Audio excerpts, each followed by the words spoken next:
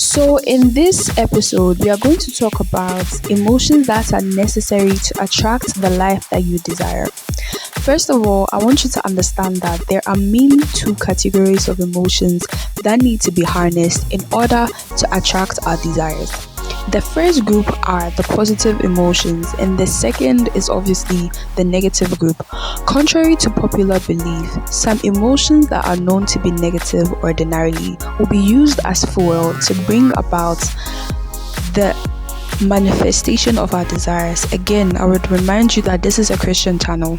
So examples of such emotions are fear, jealousy, and violence. We will look at them one by one, but before we go into that, I need you to understand how both positive and negative emotions actually work.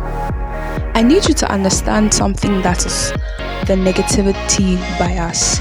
The negativity bias is our tendency not only to register negative stimuli more readily, but also to dwell on these events. Research shows that people tend to focus more on the negative as they try to make sense of the world. This contributes to the reason why we tend to feel bad about a critique compared to so many compliments that we may have received. Now that is out of the way, let's talk about how negative emotions work. Negative things fill up quickly and build up until you are clogged because they are wired to cause distraction. Negative things attract more negative things quickly because most of the people around us are already negative. They feel negative and more negativity also surround us.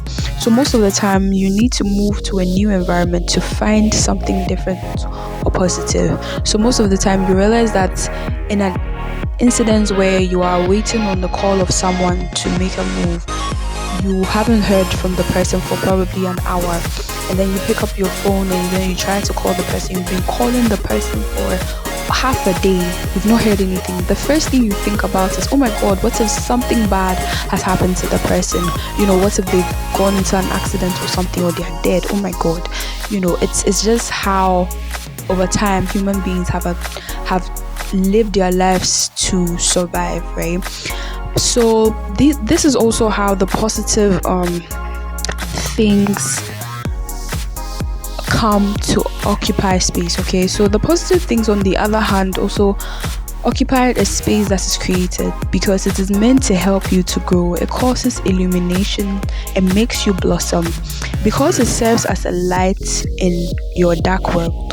So Matthew chapter 6 verse 24 says that no one can serve two masters. Either you hate one and love the other, or you'll be devoted to one and despise the other.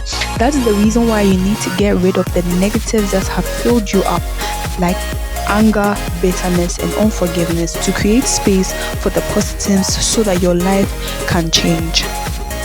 So in our next episode, we will talk about the relevant emotions for manifesting the desires of your heart. Again, remember this is a Christian channel, right? And so we'll start with fear. Thank you.